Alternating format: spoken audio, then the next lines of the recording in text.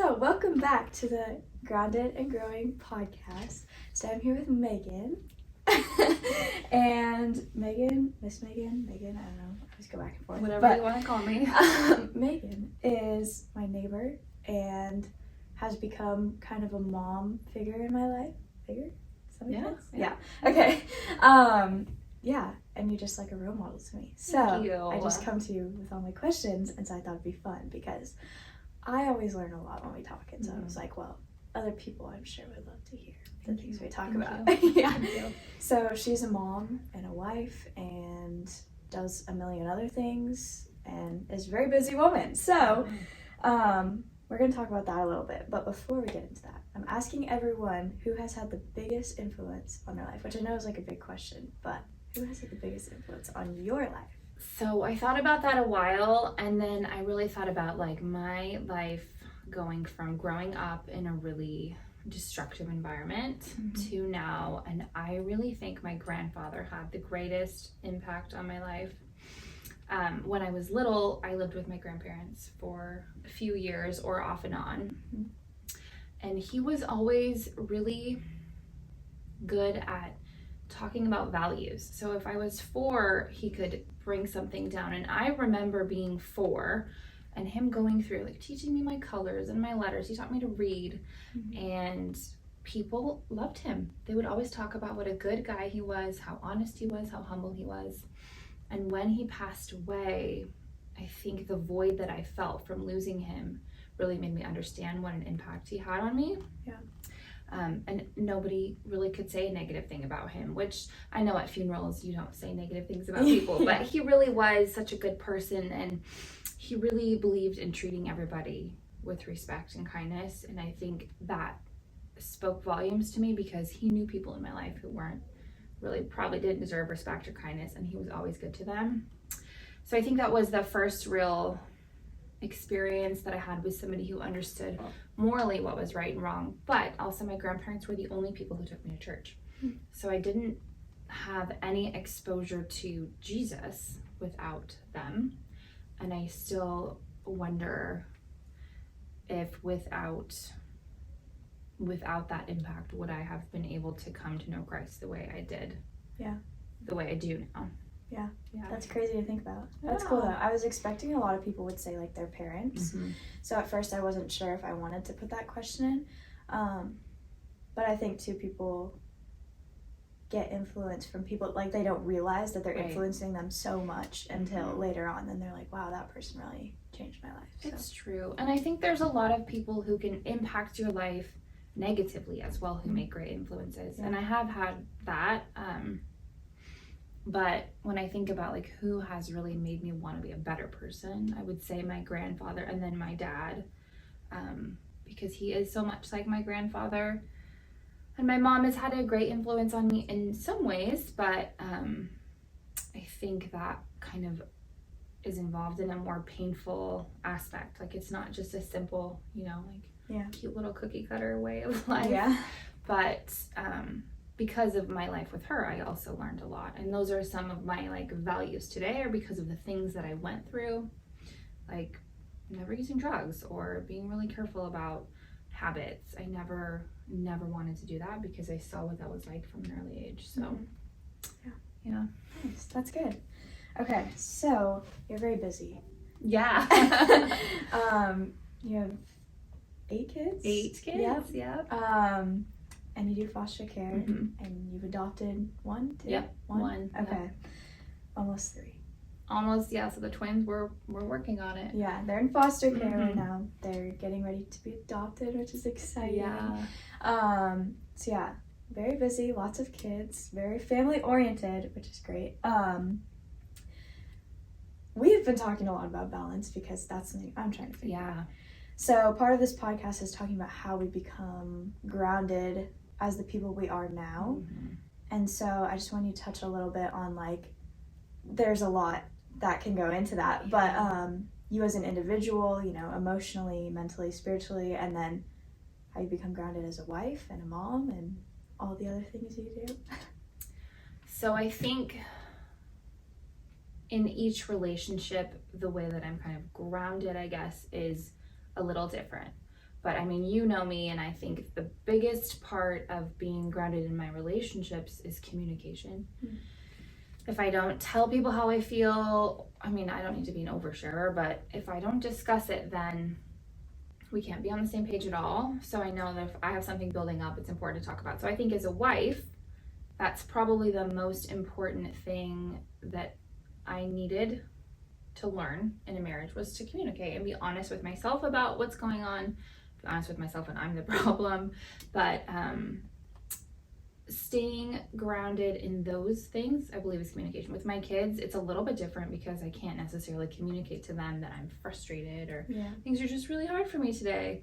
But I think telling them, like, if we want to have a good relationship, then we have to talk. I mean, even this morning with Nina, she just cries sometimes because she thinks she's in trouble.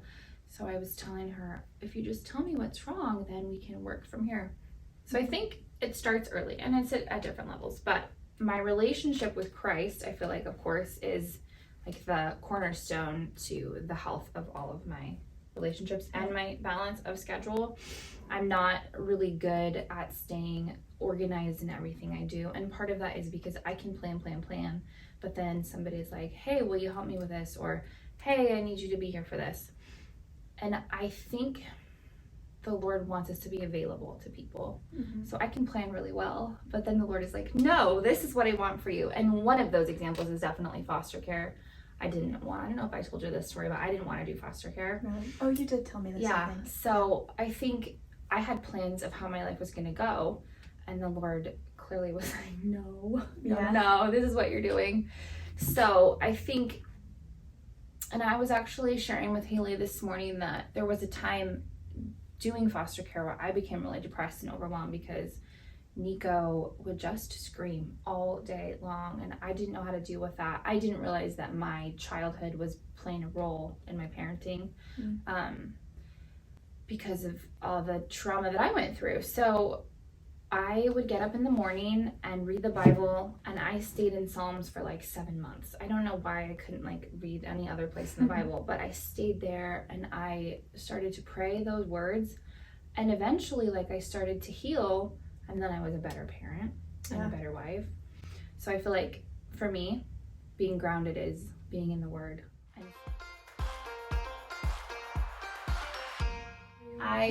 I think the Word is probably the biggest grounding spot, because if you don't go to church twice a week, or you miss certain dates with your friends, or you don't do certain things that you're committed to, those can all be forgiven. I mean, there's a lot of grace there, but when you're not in the Word and grounded with God, then everything else feels overwhelming. And so I think getting up in the morning to be with the Lord was just like a peaceful time for me, and it was the only, I mean, it could have been 15 minutes, but it was the only peace I had all day. Yeah. Like, prayer can be peaceful, but it's not always when you have like screaming and crying, and it was a really hard few years. But, and then I think as far as balance, I learned to give my expectations to the Lord, because I used to lay in bed. I would lay in bed at night and fall asleep thinking about all the things I didn't accomplish that day. Mm-hmm. And that's really painful, because if you're a person who expects a lot of yourself, you probably expect a lot of other people.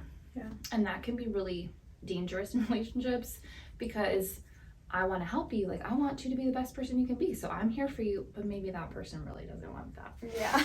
Oh, that's so good. Yeah. So that was a good learning lesson. And I think the Lord just like gave me that one day. I was driving home with Nick, and I said, I'm always trying to help people. Like, oh, do you want me to do this for you? Do you want me to do that?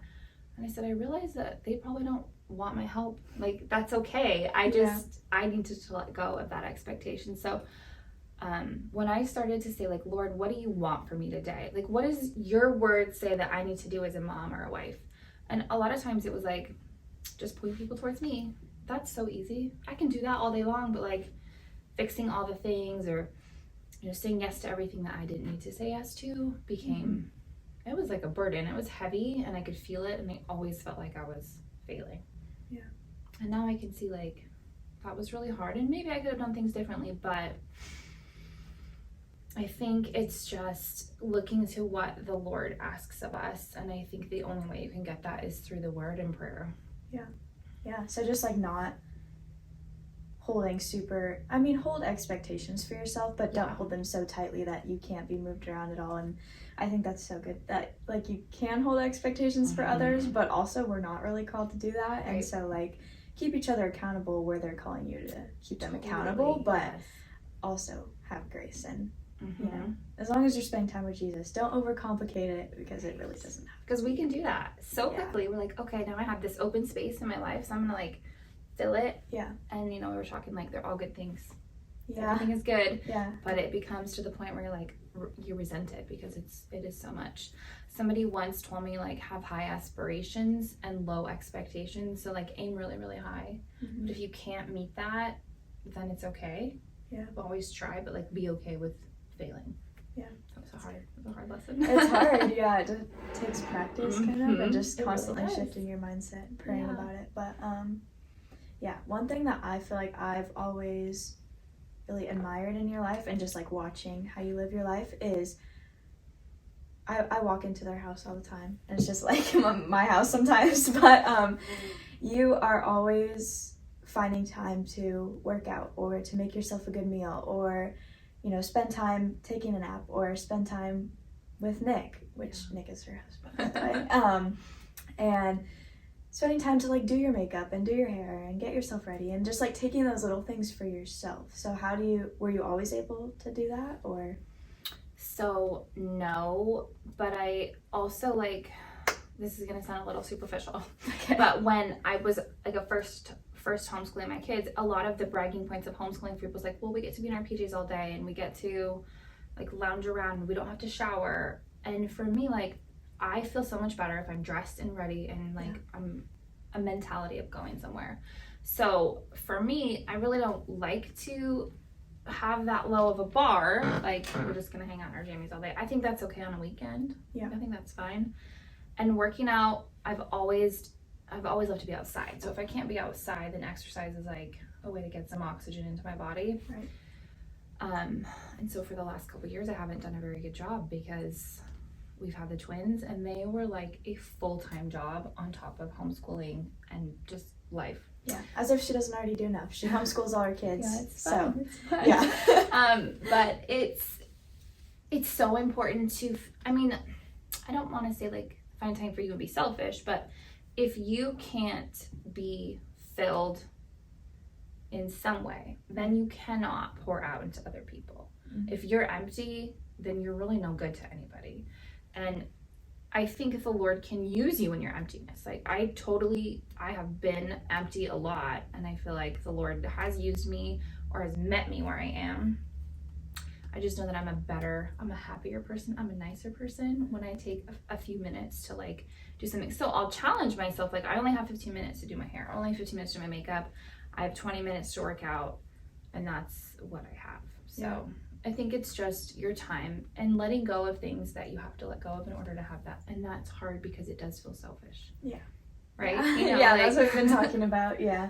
It's hard to let go of, I don't know, I feel like it's really easy for me to just like in my personality to go one extreme or the other. So I'm either like, I'm going to spend all this time like in my room, and like I'm not going to talk to people, and I'm going to work on myself, and you know, spend all this time in the Word, which is great, but also that's almost to an extreme. Yeah. And then sometimes I'll sway to the other extreme where it's like, I'm never home, and I'm doing all these things and burnt out. And it's just hard to find like an in between. But I think it is just about like every day looks different, and every day is God like renewing your heart and seeing what He wants for you in that day, and not holding those expectations so high. I think that's so good, because I mean, we're told that there are new mercies every day. Like every day is a fresh start, and the Lord really doesn't want us to look at tomorrow, which is impossible for humans. Like we're like, oh well, in 5 years this is what I'll be doing, and next week I have this assignment due. So you have to look, but it's like we focus on that instead of like, well, this is what I have today, and this is how I'm going to spend today. So I struggle with that. I'm definitely not perfect at it, but I feel like as time has gone on, and I've been in that place where like I have maxed myself out helping like I'm a yes person. So yes, I'll help you. Yes, I'm committed to this. Yes, I'll sign up. But then there's nobody else who can do that.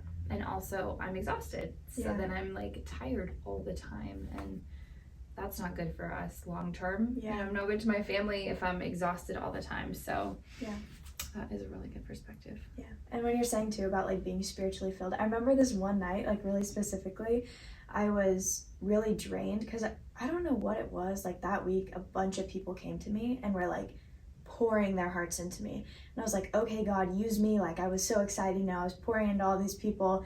And then I got to the end of the week and I was like, man, I wish someone was like praying for me. And like, I wish I felt like I could reach out to someone, but all these people I feel like need me right now. And I remember I walked down to your house and we talked, and I remember just thinking like, okay, I'm gonna make it a really intentional effort to have mentors in my life, because I can't keep pouring into people if there's no one pouring into me. And I remember we talked about that, and that was like really, you're so really mature, you're so wise. Yeah, but I remember that was really good for me to hear. That's good. I'm glad. I don't think that ever ends, and I know that I've gotten to a place in my life where people talk to me more and more, and if I've homeschooled the kids longer, or now I have teenagers, they're like, well, you must know everything. And I'm like, I don't know anything. I mean, I feel like I've got so much to learn. But there are still people who've gone before me, and I love listening to them. And sometimes you have to seek these mentors out, and it's hard because not everybody wants to give you their time. But I will just sit and listen. And there is one lady in particular who, she is a mom of 6 kids, and she's like this faithful, beautiful woman. And her and I don't really see eye to eye on everything spiritual, but she loves Jesus, and it's really nice to just hear her wisdom. And I always feel refreshed. Like, she doesn't have to say anything specifically to me, but I'm just listening to her like, wow, it's gonna be okay. Yeah, it just feels good to like hear from someone else. Yeah, for sure. So I think mentors are a big, important part of being grounded. Yeah, that's really good.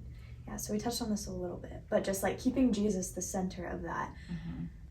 Your story is a long one, and it's a good one, and God has definitely worked through that a lot, and it's been cool, the pieces that I've gotten to hear. But how do you feel like in the seasons changing throughout your life, you've kept choosing Jesus, or do you want to keep like touch on that a little bit? Yeah, so I guess when I was little, I thought I knew like who Jesus was, and I thought being a Christian was like you just believe that Jesus was God, which is true, but you know, there was no relationship. I didn't understand that. My family was from a Lutheran background, so everything was very like, you say your prayers and you are baptized as a baby and you're saved, and that was that. So that's what I thought. And it wasn't until I really became an adult and had my own kids that I truly understood the weight of God in my life. I didn't really understand the pattern of sin. Like, you sin, you ask for forgiveness, and you really need to turn away from sin. I think as a teen, I was like, oh, I'll just ask for Jesus' forgiveness. And saying that now just sounds so ridiculous. But back then, like, I didn't know any better. I never read the Bible. I mean, in my life, I just knew like the Lord's Prayer, and that was the Bible to me. So nobody ever showed that to me. But as I grew and started going to church on my own, I realized how Jesus was like my focus. I mean, he really, without Christ, I couldn't do anything. So I think to keep him in the center, I really had to learn about who he was. I needed to understand that I didn't have to walk around with all this guilt and shame that I really did harbor. I didn't know really what giving your sins to the Lord and that him forgetting it. I didn't really understand that. My idea of keeping Christ in the center is like life or death. For me, I feel like I can't function without knowing that Christ has gone before me to do something, because it will fail, right? Like, I know now that without Jesus, I'm not gonna succeed in whatever it is I'm trying to do. I think when you're younger, the Lord is working with you and he's protecting you. Like, my life should have been really not the way it is now. Like, I should have been a statistic kid who made lots of bad choices and ended up in jail probably.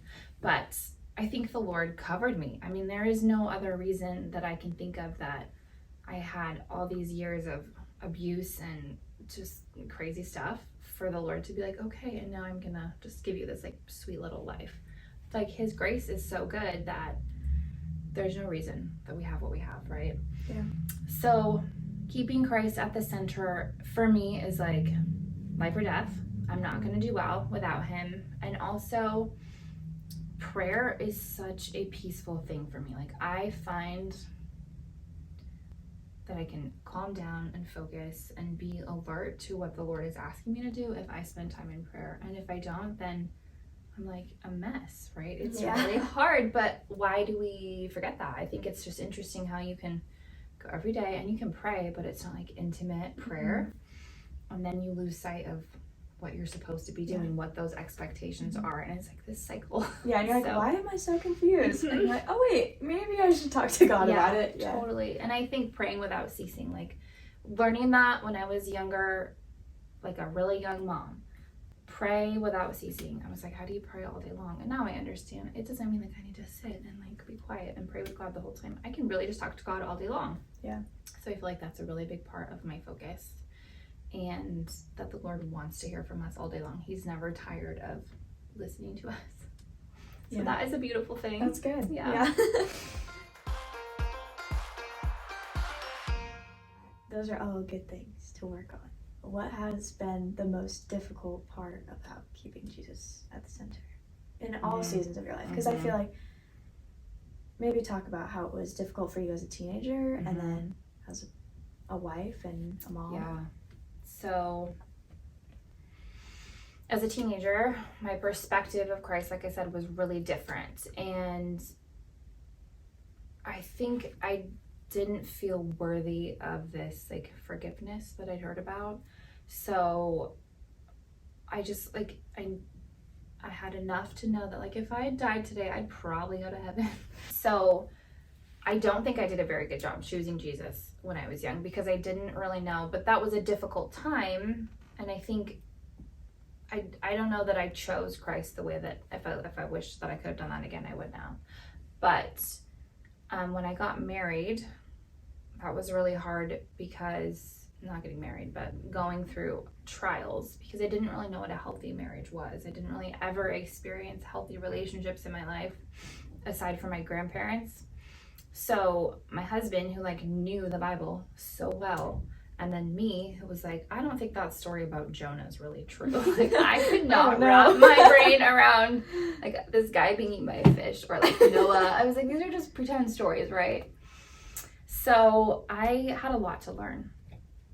But Nick would always like point me back to God's love and grace. Like that was always a really beautiful thing, that I didn't have to understand it. I didn't have to really absorb it as much as I just had to know that it was true.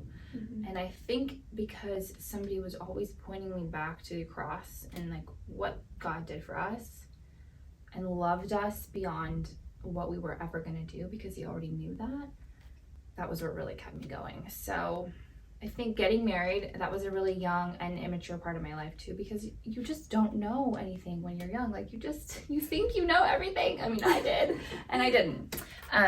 But then I think really the hardest time I have ever had with my faith was probably about 6 months after the twins came to live with us, because I was like, no, this is not, how can the Lord be asking me to do this? And I mean, my hair was falling out. It was not a good time for me. But I felt like every time I really came before the Lord, and sometimes it was like hours of prayer in the middle of the night because I wasn't sleeping. I mean, I would go days with getting hardly any sleep. And he would always like meet me. I would always sit in my Bible and like, oh, okay, that's what that is. And I learned a lot. I think the Lord really humbled me in that season. And I didn't always want to choose Jesus. Like I wanted to choose myself all the time. Because it's really hard to do something for him that you feel like in your body isn't always right, because you're so tired or you're so exhausted, or you thought the Lord had something different for you.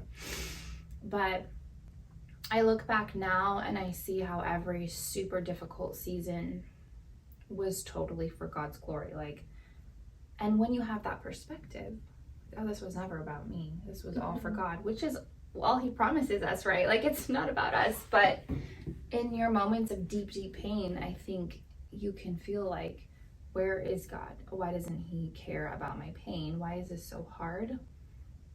And I mean, it's not that it's not hard, it's just that he's still there with you. So I think coming to like that bottom low and the Lord coming alongside and saying like, you're not alone. This is just hard, but I've chosen you for this job. That's kind of a hard pill to swallow. Yeah, I bet. But I look now and I see how everybody looks at the twins and they can see like how far they've come. And I think that is a true testimony to God's healing in their lives and his ability to take such a terrible situation and make it something better. Right.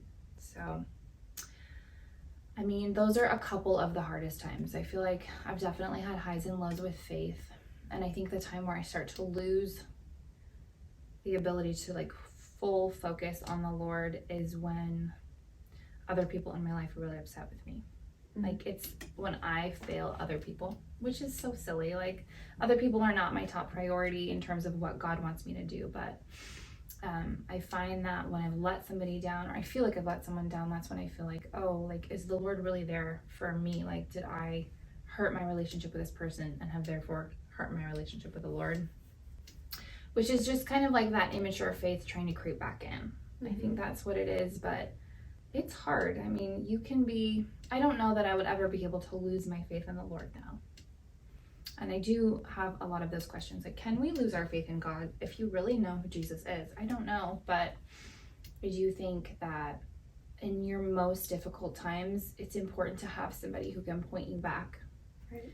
Without that, it becomes really all on you, and that's not what the church is for, right? We're there to support each other and to build each other up and to carry one another's burdens.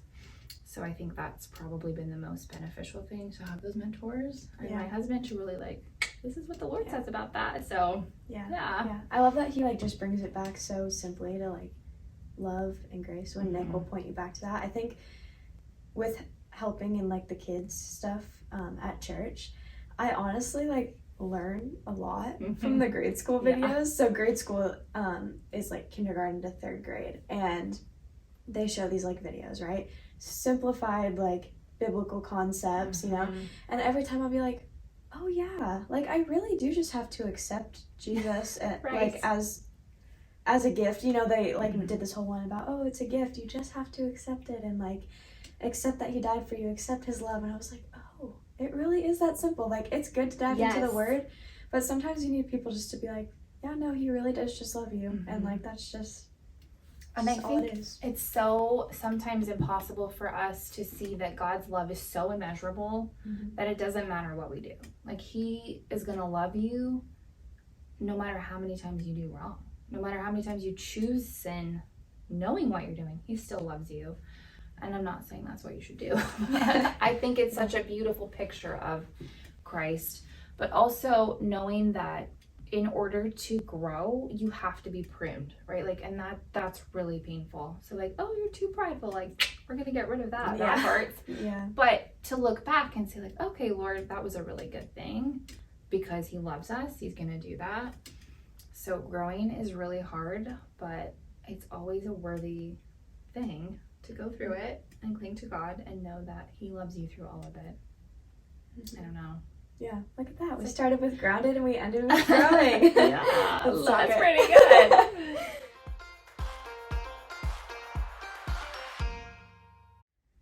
My last question was, what advice would you give to people struggling to balance their lives? And there's a lot of advice in this, but any like final thing that you would wrap it up to balance your life, prioritize Jesus?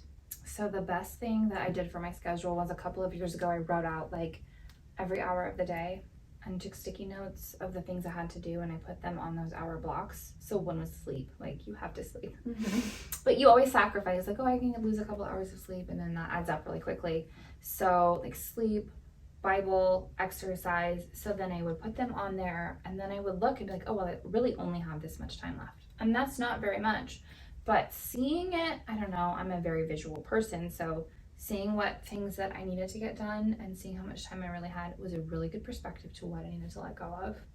And it didn't feel bad like getting rid of a sticky note like it does to say like, oh, I'm not gonna be able to feed your family dinner this week. Like that's a thing. Like people sign you up for meal trains and you're like, I actually can't do that. And that's terrible. That feels bad to me, but now I can focus on my family, and the Lord really calls us to do that first. I think, as moms, that's what we're called to be there for.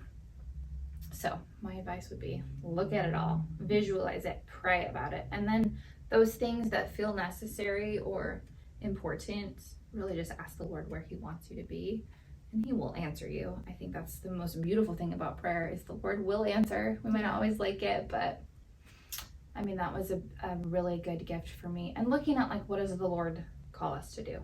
Like our chief end is to give him glory and to make him known throughout the world. So if that's not being accomplished in your week, then, think about that. Yeah. And we were talking about my schedule, and I was saying that I'm at church a lot. Yeah. And that was something that I loved and still do, but it's become a little bit more of a burden. And I just want to say one thing that you told me is you were like, it's about serving Jesus. It's not really about where you're doing that at. Right. And so the church is great. It feels bad to cut church out, I mean, not totally, obviously, but, take a few days off. Like, I'm not going to be there all the time. So, yeah, it's just really about, like, what you're doing and serving God wherever that's at, however much time you're spending doing that. So that's really good. I think one perspective I have into that is with foster care, that's like a 24-hour serving position, right? Like you're doing that all the time. So if I was doing that because I felt like I had to, or because it was a task that I needed to do because I got myself into it, then it would be for all the wrong reasons. But if I come back to like, I'm just doing this for God's glory, first it makes it a lot easier and it doesn't feel like as much of a burden, even when it's really hard. But when you can look at it and say, this is really, really hard, but I know it's a worthy thing, then I do feel like it's okay to suffer through it. But I think if you're doing it because it feels like it's the right thing, but you don't really truly feel like being in that position is further bringing glory to God's kingdom, then it's okay to say, I need to step back and see if this is right. And maybe it is, but maybe it's not. And so sometimes you just need a break too, You've got to fill up. Yeah. You've got to be the best you can be to pour into other people.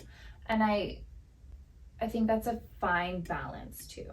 Like you can be like, oh, I just need to better myself. I need to work on this before I can help someone else. But that's not really what it is, right? It's like just taking a little bit of time to make sure that you're going to be able to pour back into people.